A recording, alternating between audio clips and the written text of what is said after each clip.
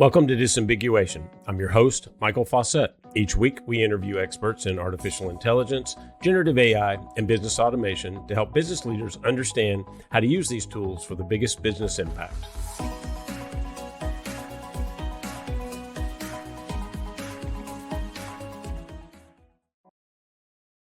Our show today is AI in the Back Office, where the real enterprise value is hiding. I'm joined by Matt Ober, Managing Partner of Social Leverage. Matt, welcome.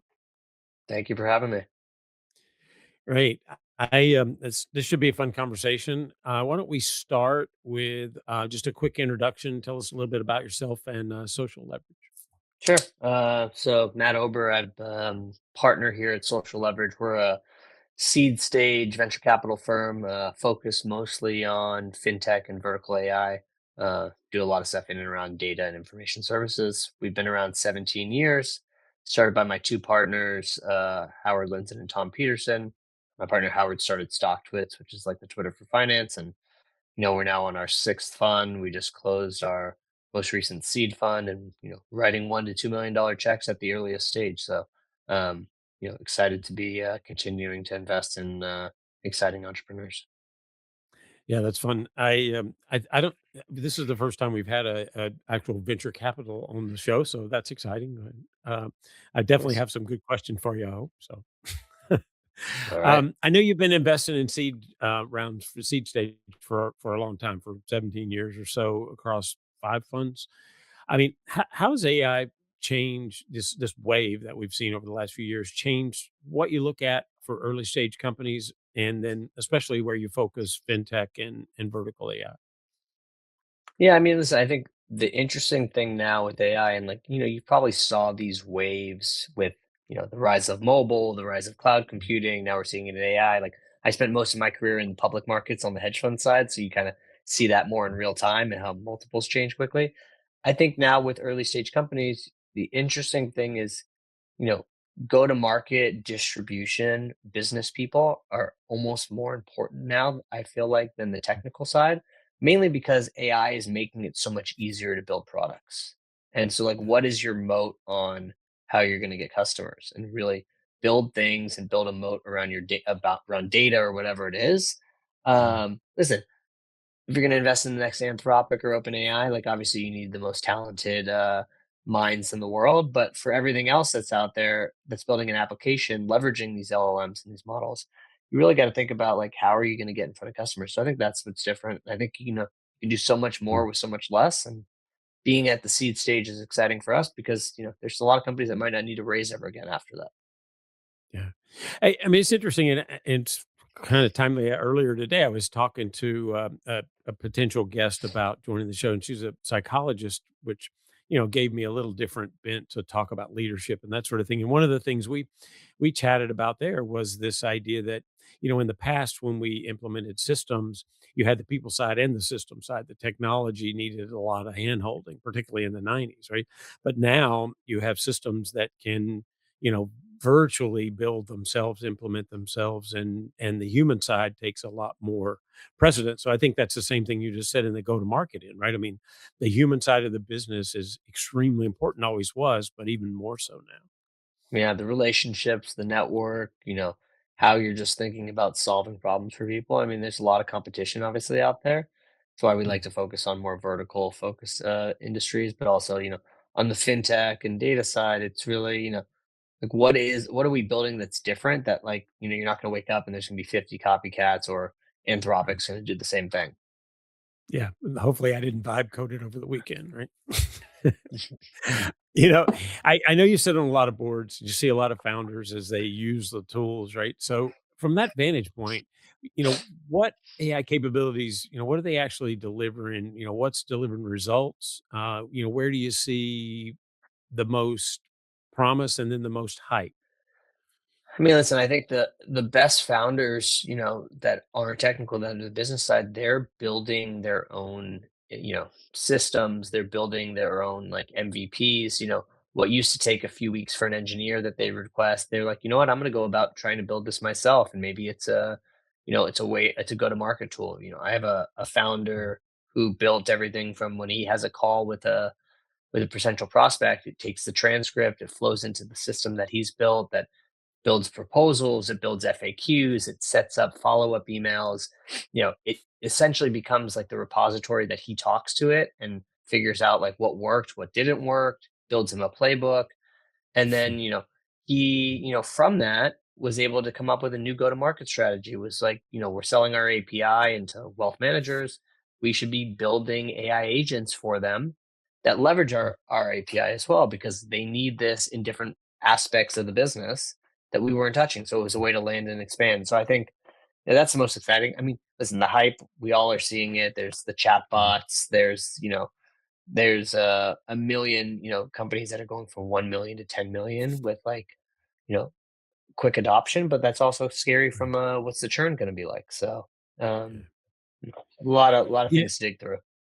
I mean, I think it's, we always sort of talked about business model can be the real innovation in some, in startups and tech, but in this case, it's really a lot more than that, right? I mean, you're talking about building a moat around the capabilities of, applying that technology and go to market in a very unique way. So I mean, that's a different kind of conversation.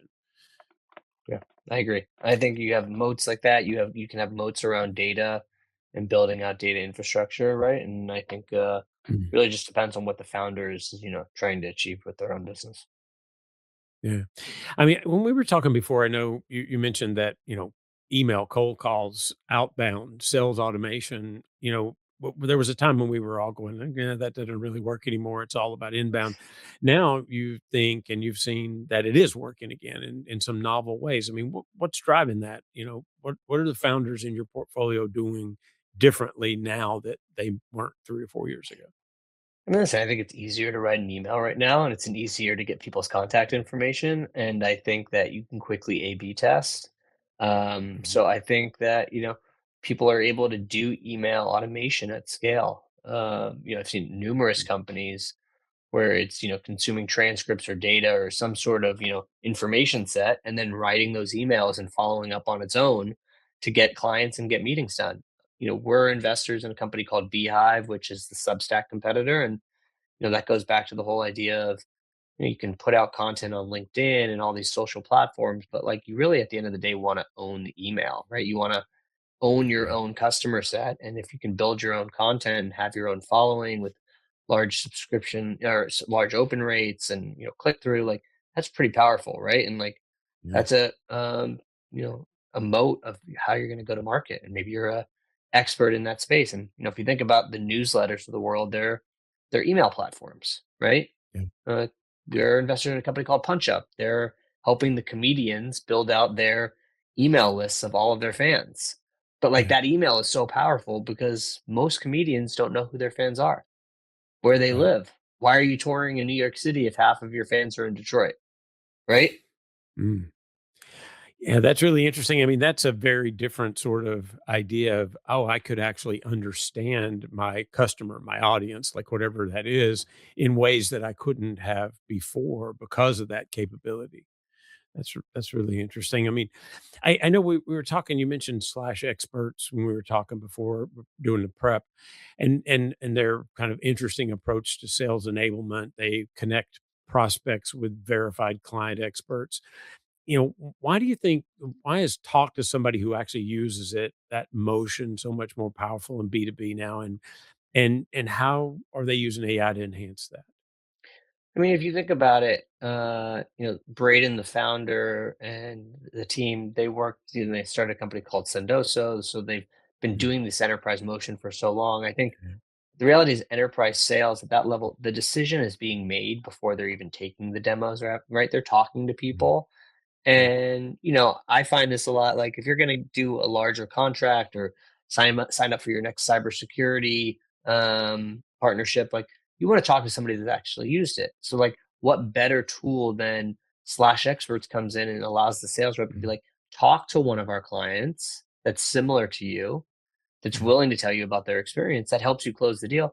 And of course, the enterprise is willing to compensate their client, whether that's a gift card, a donation to charity, or actual just like, here's a couple $100 for taking yeah, 15 to 30 minutes, to have that conversation. And I think what's really powerful underneath the hood is, somebody who comes from the world of paying for expert networks, right? And you want to talk to experts, You never yeah, really know when you're talking to somebody on the other side.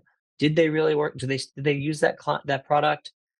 Are they still using it? If you've ever gone an expert network, like they'll ask you, how long has it been since you used this product? Are you currently a client? Can you talk about it? Do you have the rights to? With slash experts, under the hood, they actually do know who the clients are and can say, yeah, yeah, this guy is a current client. So that's super powerful. And I yeah, think, there's a world where like we don't want to take a demo. I don't want to talk to a sales rep. I just want to talk to somebody that's using Salesforce or using Workday or using whatever it is, small and medium yeah, business software. And I'm like, you know what? I'm sold. I yeah. don't need another. I know the product. I've seen it. I've heard about it. I've talked to somebody. Let's go. Yeah, I mean that's I for years I've done research around buyer behavior and we used to do this survey every year. And one of the questions that I asked is like, when did you want to talk to to the to the sales rep from the vendor? And 68% said they'd only wanted to talk to the sales rep after they decided what they were going to buy. That's That's what Braden always that's says. Like, that's a why book a huge demo? problem. Yeah, why book a demo when you could book a meeting with a client right away? Like, what if if you could land on on the website of any enterprise software and instead of like that book a demo or contact us, it just says speak to a client. You Talk to just, somebody like you me. can Mm, speed up the sales cycle. And so like for yeah, him on the AI side, I mean, there's a million ways for them to use AI in terms of just like thinking about it from how do you connect the right expert at the client to the prospect, right? It's almost like a Netflix algorithm of making sure you're putting the right thing in front of the right people. well, and it distributes things across your whole customer base too. Like, for years in enterprise vendors, when I, worked for PeopleSoft or Autodesk, finding that reference, it was like a gold mine, and you just kept using them over and over again until eventually you just wore them out. Now, if you could spread that out across a broad base, that gives you much greater capability and people that are talking to people like them, which is even more powerful. Right. Yeah, Exactly. Yeah. it's amazing.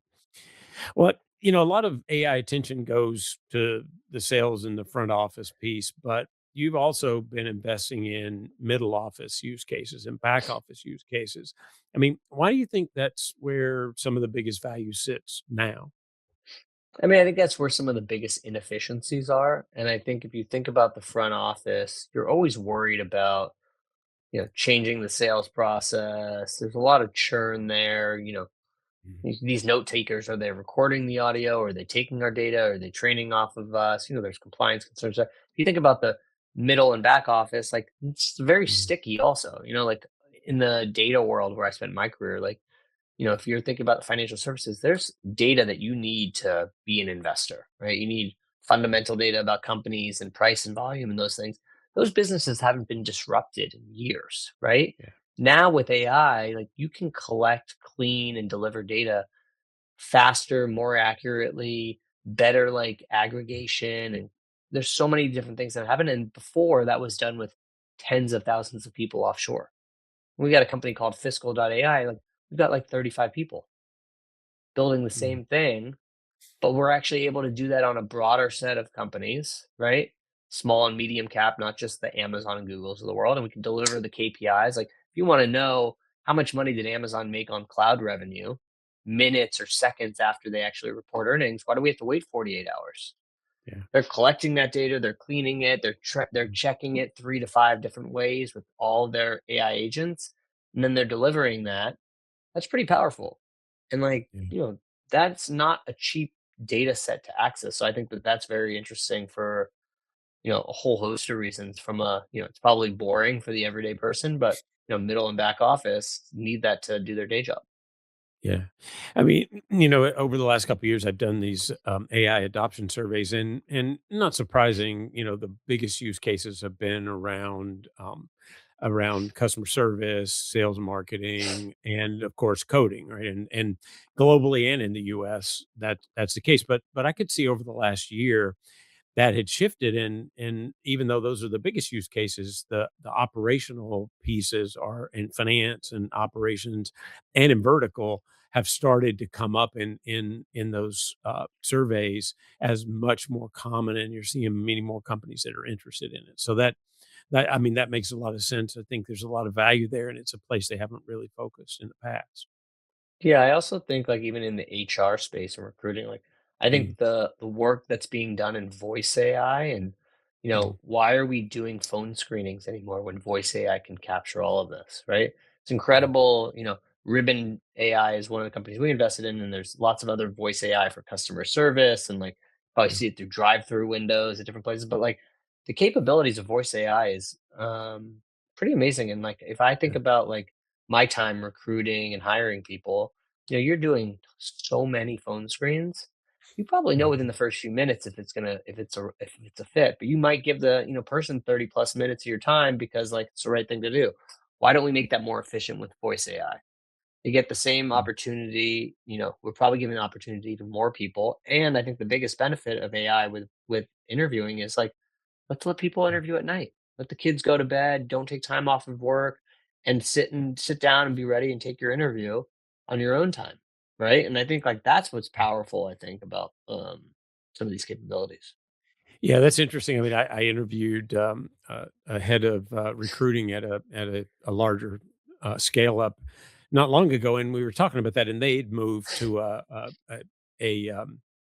AI interview for their initial screens, and he was talking about how much better, how much faster they could scale, and how many more candidates they could actually look at in that process in a real meaningful way, and yet do it at the time and the place the way that the that those prospects wanted to. So it made it easier for them, and it also makes it easier to scale.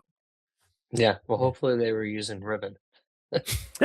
Maybe they were. I'll call them and ask when we when we get out there. Like, "Here, I've got a good idea Yeah, for you." yeah, Yeah, that's good. Well, so I know your portfolio company, Leah, um, yeah. focuses on processing thousands of documents, contracts to, focus on what's missing.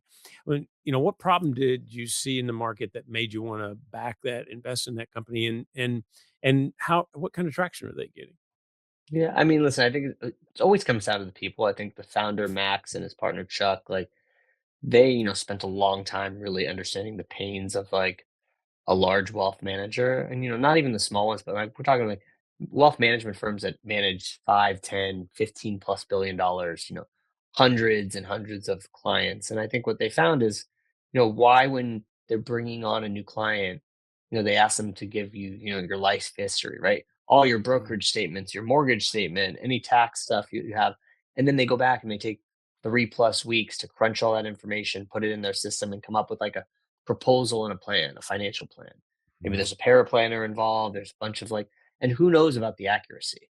So I think they kind of started there and thought like Mm, with AI and document intelligence that they can build, they built a really great accuracy for document intelligence. And then it kind of like expanded from there. There's mass transitions. A lot of wealth managers get acquired and they move to a different custodian. That takes tons right. of paperwork. There Mm, during M&A, you have to check for all the paperwork again. Do we have driver's licenses? Do we have all these things? Like, how do you find a needle in the haystack across all these documents? And then I think the bigger thing is like if you think about a large enterprise organization, the document just like naming conventions and organization is probably all over the map. I mean, I can say this for my own documents in my own folders for personal yeah, reasons. Like, we don't have a good naming convention. What if we could quickly ingest, clean up, and just put everything in a similar convention systematically for people? The efficiencies you get from like you need less headcount, or maybe you don't need less headcount, but those people can now do 10x more. And yeah, like you have higher accuracy, you're saving yourself money, everybody's more efficient. And like at the end of the day, wealth management is a relationship business. You should yeah. be spending times talking to your clients or finding new clients, not doing all of that other work. So, across M&A, mass transition, document intelligence, they found a lot of ways to use AI agents and their really incredible document intelligence API to solve the problems of these big organizations. Mm. Yeah, that's a massive problem. I know back in the day when I was at IDC, I worked with a company that was, in fact, moving from the old document room, physical room, to a virtual room, and even that transition, offered a lot of opportunity because you didn't have to go sift through piles and piles of paper. Right. So that's been a problem for years, I guess. I Yeah, I you, kind of you think know of it as like my whole thought is like, it's these data pipes that are moving information in and out of systems? Why are you stuck in one software because you can't get the data out and move it to the other, right? Like Yeah. with AI, we should be able to make those, really difficult tasks of extracting data, moving it, transforming it, and moving it into something else, making that all seamless. And I think that's something the team at Leah is working on. Yeah. I mean, that's a big value. I know just even the amount of content that we produce at Arian Research, there are times when I go, I know I wrote something about that 2 years ago, but I don't remember exactly what it is. Well, I now actually have a bot that I can, a nice AI agent that can go out and search all my stuff and go, okay, you wrote about that in February, and here's the article link, and that saves me so much time. It's amazing Yeah. how much easier it is to work. Yeah, it's pretty incredible. Yeah, and much better than the old search, huh? Right. T Well, so from a data perspective, I mean, cleaning, prep, data accessibility, those are still for businesses especially, those are still big challenges, right? I mean, if you look at your portfolio, how much progress do you think companies are making there in solving that data problem? And, where you still see opportunity or what's still broken? I mean, listen, I think all the companies are thinking about their data moat, especially in AI. Like, the deeper you Mm, get into workflows, the more access you have to the clients and building your own data. We have data companies like a fiscal AI. We have a company called Stream that is essentially helping, the finance and CFO suites with all these mm, contracts and all their data, and they're doing data connectivity, right? Like helps them obviously process invoices faster, get paid faster, reconcile faster. I think they're mm, all thinking about that because I think like the biggest difference between going straight to a Gemini or Anthropic or other things is like the access to the data, right? I asked Google right, Gemini this morning something that happened on Robinhood's earnings call yesterday, and it didn't have the data yet. Right, but another LLM does. It's information that's yeah, out there, right? So I think that they're all thinking about it and knowing that you've got to build a moat around these things if you really want to defend yeah. yourself long term. Yeah, that makes a lot of sense. I mean, that is the data value has gone up significantly. I mean, data was always valuable, but if you couldn't tie it together, get it in a usable format, it didn't really, right? But now if you can and you can automate that process, that's extremely valuable from a company perspective. Yeah, that makes Right. sense. Yeah. And what do you think about the layer between that raw data and end user? I mean, does this intelligent automation what does that look like in practice? You know, where's the opportunity? I guess, what's a quick win versus kind of this longer term, I can help, clean up and really make that a long-term manageable process. I think with raw data to making it actionable, I think the LLMs can do a lot more now than they could ever have done. I think that Mm, you need to have context. So I think like the value of the human is like, kind of understanding context or almost yeah. training the LLMs to understand like what's important, why, 2 years of data is more important than, the last 6 months and how we should look at seasonality. Different Mm, things that like if you don't know what you're looking for, you may never find, but I also right. think, like, this goes back to prompting also and, like, training the LLMs to do what we want them Mm, to do. So I think that there's a lot of opportunity still, but I think that also comes back to the end user, the humans, like, our job is to be the creative thinkers and to train the mm, machines to do what we need and execute on the tasks that we wanna accomplish, but we still need to have, that true knowledge or be out in the market, mm. talking to people about what's happening. Yeah, that makes sense. I mean, it's the human guide, or I wrote something not long ago and called it "human in the lead." That's still that's something that's important. Human in the loop's one sort of place you can use if you don't trust, but that's not the same thing as really letting the human set the target, set the goal where you're going with it. Whether it's an agent doing a process or a data agent looking for something, trying to help you find things. Right. Yeah. So, if you're a founder and you're building an AI native company, which, there's certainly plenty of them these days, what are the common mistakes? You see a lot of those companies that come in and pitch and you have a lot of portfolio companies. What separates them, for those that really break through versus the ones that stall after their MVP or don't really ever make it to a scale? Yeah, I mean, I think the mistakes are doing too much too early. Like, you need to be radically focused. I think the products that have expanded and are trying to do too many things at the beginning, they need to really just nail like one thing. What's their wedge? How are they going to grow? I think at this in the world we're in right now, like getting to revenue and to customers is as important as ever. Like the bar has moved so much for a Series A investment that a seed investor is like, we need to see that they're like they really understand that, right? Like it used Yeah, to be get $1 million in revenue, you can go raise a big Series A. Now the Series A investors they want to see $3, $5 million revenue. That's a right. lot harder to get to if you're not, Mm. extremely focused. So those are at least for us at the very beginning, some of the, initial questions and things we're trying Yeah. to understand. I mean, if you can get to an MVP sooner and then you have the chance to prove that out and actually refine that to the point where you could drive that revenue, then there is an opportunity there. But I guess if you don't have focus, we used to call it the shiny object syndrome, right? You wander through the field and you pick up shiny objects, you're never going to really get to your goal. But if you go Right. back to the old Jeffrey Moore crossing the chasm, pick the head pin, go after the target, and then that helps you really build that out in an effective way. Yeah, I also think that raise as little as possible, as low of a valuation as possible, and Mm, then you have a better control of your own destiny. You over raise, you raise it too high of a valuation, like everything has to align perfectly because if you stumble or pivot or anything happens, then you're kind of in this no man's land. Like maybe mm, slowly get into it, make sure you have product market fit, everything's working, the revenue's coming, the clients are renewing, then go bigger if you need more capital. But like, mm, reality is I think in a lot of things, like a lot of businesses, like after that initial maybe 1 to 3 million of capital that you raise, you might not need money again, mm, right? Like there's a lot of companies that are thinking like I don't need a ton of money to build what I want. mm. I mean, that the capability, the AI capabilities of doing a lot more with less really does flow into that as well and could really give you a leg up in that, keeping the money to what you just really need and being able to focus. Right. Yeah, that's interesting.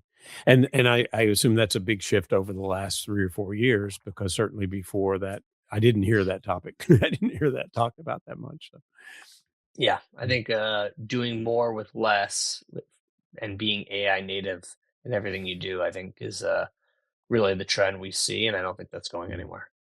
Yeah, yeah, that makes sense.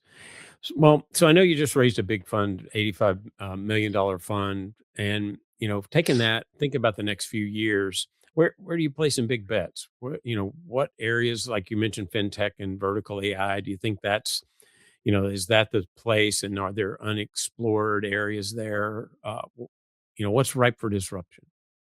Yeah, I mean, that's what we've been doing from the very beginning. We're going to stick to that. Obviously, within fintech financial services, you have dozens of categories, right? You have wealth management to the data to capital markets to the apps me and you use every day. I think in vertical AI, it's really Mm, just, really deep, almost software, but AI enabled software for, whether that's the legal space, the construction space, a lot of opportunities there that my partner Gary really mm, focuses on.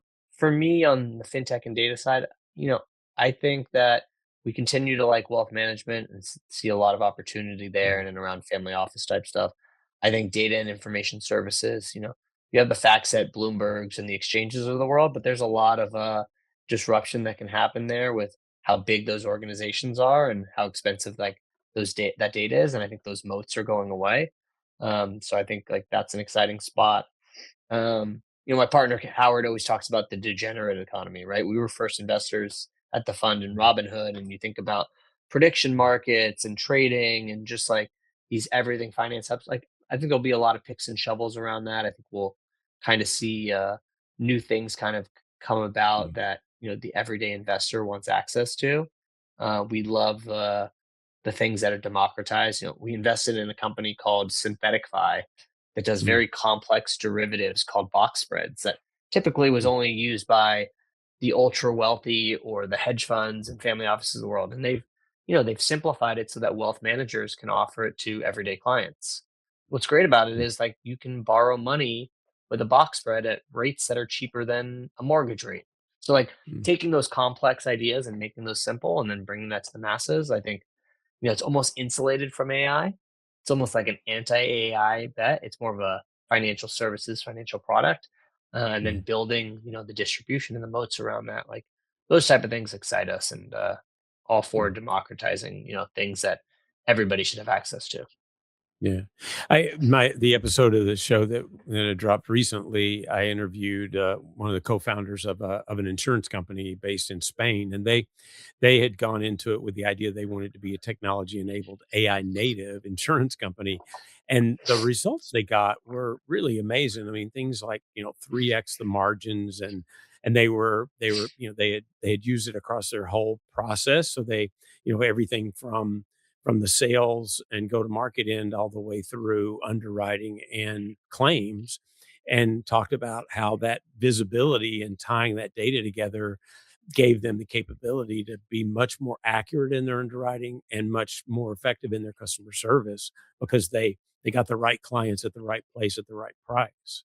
I mean, Yeah. and that's an amazing kind of opportunity, and they built all their own tools because there wasn't anything out there when they first started looking at it. But Yeah, I think these AI enabled services plays, or we've seen that played out a lot. I think Y Combinator, which is the mm, big uh gets a lot of notoriety in San Francisco, has put out yeah, like all these AI enabled services businesses that they want to see. We've seen that happen in wealth management, whether those are venture capital backed firms or they should be VC investments is a different topic. But I do think that, you're seeing AI enabled service businesses all over the place. I mean, you PE guys are doing this in the HVAC space, right? So like I think we're going to see a lot of that, especially with the wealth transfer, right? There's a lot of businesses that are going to change hands over the next 10 years. mm. I mean, I think, I've had a lot of conversations already this year with around vertical and companies that are really looking for solutions that are much better fit for their business versus this horizontal.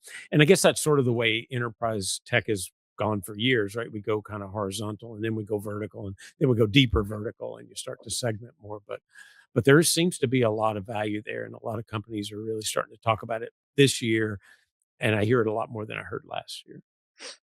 Yeah, I mean, I think horizontal is tough. You need to raise a lot of money to compete against Mm, everything. I think we like the deeper focus. Like I'd rather go vertical to then go horizontal, right? Have enough success in one deep vertical, just in insurance, just in wealth management, even if it's a sales tool, then eventually pick up another vertical. But like you ingrain yourself in the workflow and you understand the nuances of the integrations they need, it's easier to build a moat around, the big LLMs just jumping in with their own horizontal offering. right. Yeah, that definitely makes sense.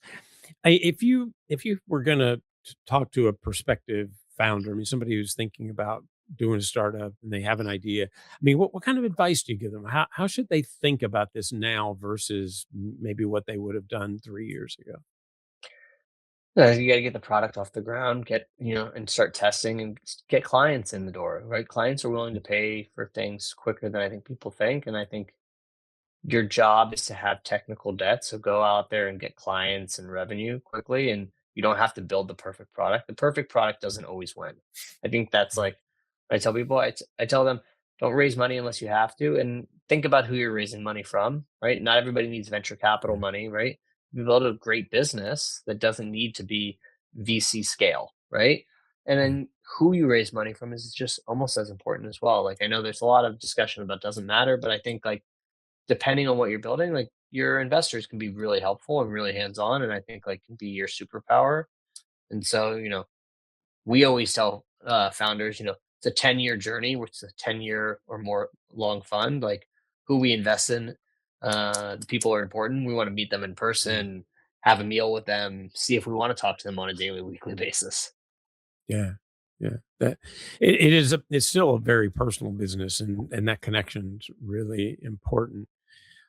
But it does seem like you can do a lot more with less. So, I mean, building an MVP, yes, you still need that. You still need a working software, and you need to, be able to find customers that want that. But the other thing that you said, and I think this is really interesting too. Companies seem much more willing to take a bet on a startup or something that's smaller than maybe they would have in the past, because there was just so much fear around. And maybe because the cycles took so long to evolve, right? I mean, from a MVP to a product, a real category defining product was a very long road. Now maybe that's not the case. Yeah, I mean, I think people are willing to experiment and try things, especially if it solves problems. It's always going to be hard to sell to the biggest enterprise, right?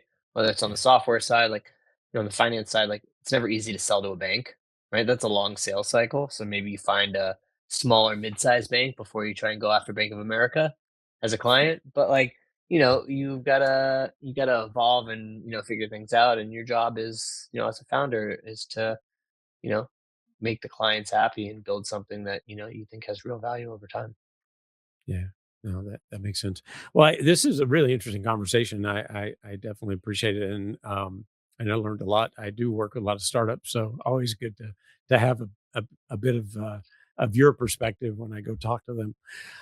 So before we end, though, I always at the end I like to ask for recommendations. Somebody that you think could be good for the audience to follow, author, podcaster, whatever that you think would be valuable to them. Yeah, I mean, I always like listening to Patrick O'Shaughnessy from Invest Like the Best. It's a great Mhm. podcast. You learn a lot, hear a lot about from a lot of great founders. Like that's always a staple for me. Yeah. Well, that's a great recommendation. Thanks, Matt. I really appreciate it, Yeah. and I appreciate you spending the time with us today. Yeah, thank you for having me. I appreciate it. And that's the show for this week. Thank you all for joining us. Remember to like, share, and subscribe to the show. If you enjoy the show, please leave us a review to help others find us. For more research on AI and other software, check out arianresearch.com. If you're an expert in AI, generative AI, or business automation, either as a provider or an end user, email your information to disambiguation@arianresearch.com. Don't forget to join us next week. Disambiguation is an Arian Research production. I'm Michael Fauscette, and this is the Disambiguation Podcast.